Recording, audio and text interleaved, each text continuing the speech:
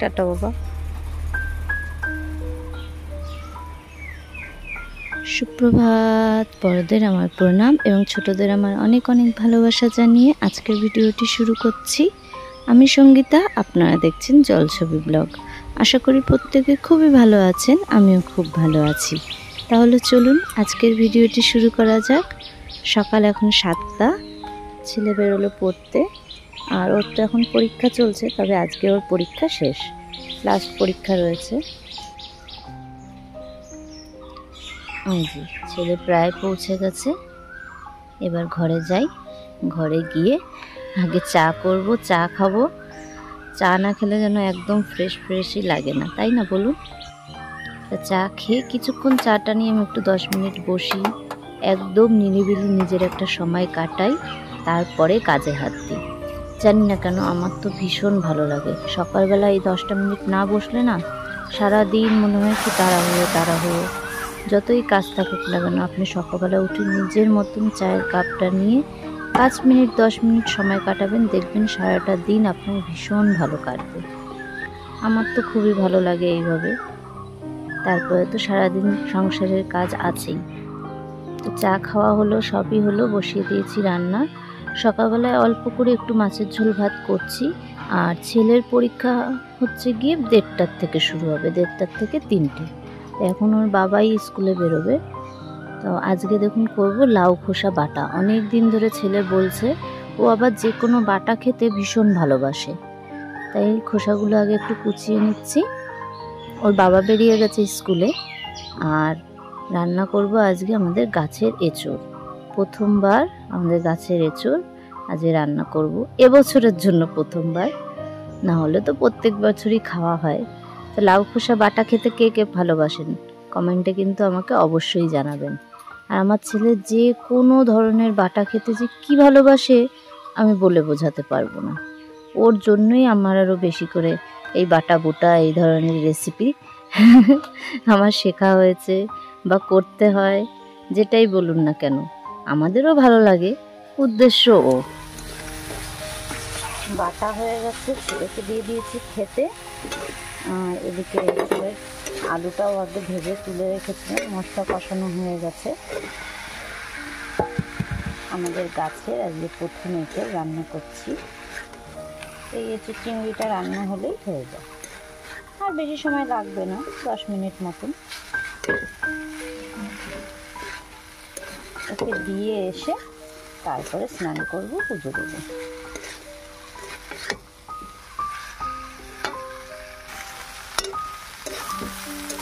ভেবেছিলাম হয়তো রান্নাটা করে সারতে পারবো, রান্না করে একবারে স্নান করে পুজো দিয়ে ছেলেকে দিতে যাবো স্কুলে। কিন্তু এঁচোড় কাটতে আমার এত বেশি সময় লাগে, এখন প্রায় 12টার বেশি বাজে। রান্না নামিয়ে স্নান করে পুজো দিতে গেলে ছেলের আবার দেরি হয়ে যাবে। ওর 1:30টার থেকে পরীক্ষা, সেই জন্য আগে ওকে দিয়ে আসবো, তারপরে এসে স্নান পুজোটা সারবো।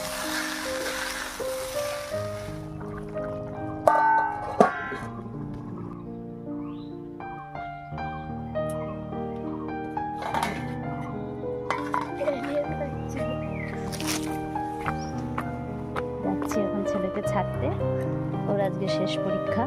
আর আসার সময় ওর বাবা নিয়ে আসবে ওকে।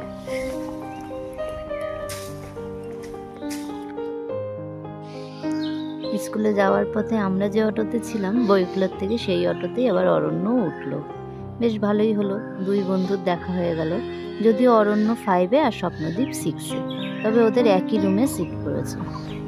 ওদেরকে ছেড়ে দিয়ে ক্লাসে বসিয়ে আমি আবার ফিরলাম বাড়ি। আর এই দুপুরবেলা আমাদের একদম শান্ত গ্রামের পরিবেশটা দেখুন কি সুন্দর লাগছে।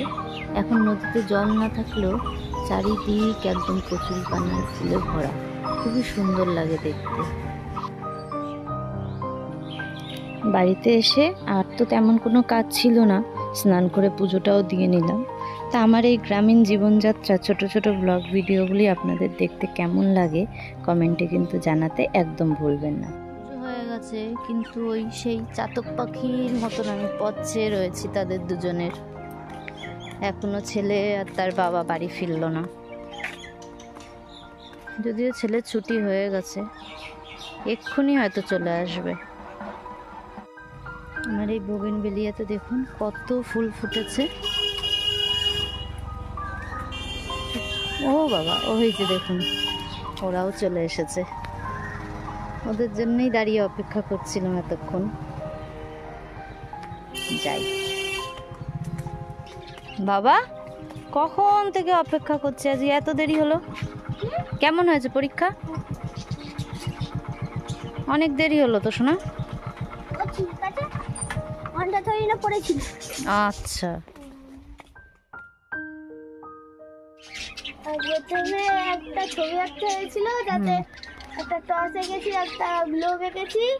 টসে আলো গ্লোবের একটা একদিকে দিন লিখেছে, একদিকে রাত লিখেছি। মানে দিন রাতের এসেছিল ছবি ভূগোলে। আচ্ছা, তারপরে নিচে আবার লিখতে হয়েছে কিভাবে দিন রাখছে। আচ্ছা, তা ড্রেস টেস ছাড়ো, তারপরে শুনি সব কিছু। গরমের মধ্যে দিয়ে আসলে গল্পই ফুরায় না আমার ছেলের স্কুল থেকে আসার পরে। আর এই যে কত কিছু কিনেছে, ও ঠাকুমা ওকে টাকা দিয়েছে খাবার কেনার, আর এই যে সেই টাকা দিয়ে উনি এই যে খাবার কিনেছে। কতগুলো জলজিরার প্যাকেট, টিকটক, ভিক্স লজেন্স আর এক্লার্স। এক্লার্স না এগুলো? আর 5 টাকা 10 টাকা আমি একটা ভিক্স খাচ্ছি যদিও, এখনো 10 টাকা বেঁচে গেছে। বাবা আরো দুটো এক্সট্রা টাকা খাওয়া হয়ে গেছে, একটা মাছ বিক্রি হয়েছে, আর 5 টাকা এখনো বেঁচে গেছে। নাও নাও নাও, ড্রেস ছাড়ো বাবা, চলো। পাগল, তার মানে পরীক্ষা ভালো হয়েছে। ঠিক আছে, নাও ড্রেস ছাড়ো, দাও পাগলা। বিকেল এখন 5টা, আর অপেক্ষা করছি এখন ছেলেকে নিয়ে যাব বানেশ্বরপুর গিটার ক্লাসে। আর হঠাৎ করে ওপরের দিক নজর যেতেই দেখছি আমাদের মাধবীলতা ফুল গাছটায় দেখুন কত ফুল ফুটেছে, পুরো গাছ লাল হয়ে গেছে। প্রতিদিনই তো উঠোন ঝাড় দিই, শুকনো ফুল পড়ে থাকে, কিন্তু সেইভাবে না লক্ষ্যই করা হয় না গাছের দিক তাকিয়ে। আমার মন্দিরের পাশে যে বকুল ফুল গাছটা রয়েছে সেই গাছটাকেই আঁকড়ে ধরে উঠেছে। আর দেখুন পুরো বেল গাছটা একদম জাঁকিয়ে ধরেছে ফুল গাছে, সুন্দর গন্ধও বেরোয়।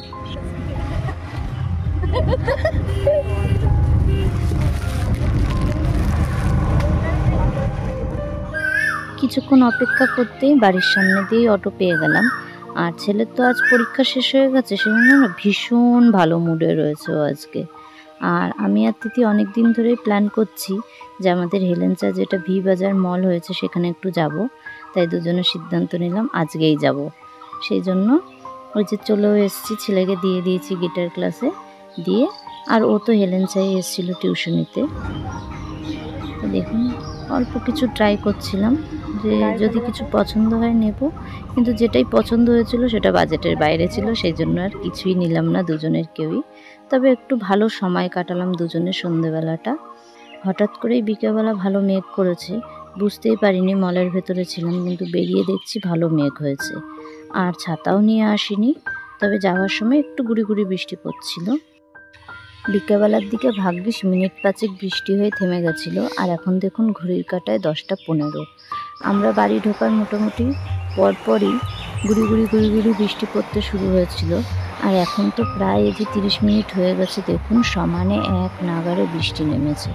যদিও এই বৃষ্টিটার খুবই প্রয়োজন ছিল, ভীষণ গরম পড়েছিল। তবে যাই হোক, চলুন আজকের ভিডিওটি এখানেই শেষ করছি। আশা করি আপনাদের ভালো লেগেছে। দেখা হবে খুব শীঘ্রই নতুন আরেকটি ভিডিও নিয়ে। ততক্ষণ সবাই খুব ভালো থাকবেন, সুস্থ থাকবেন। টাটা।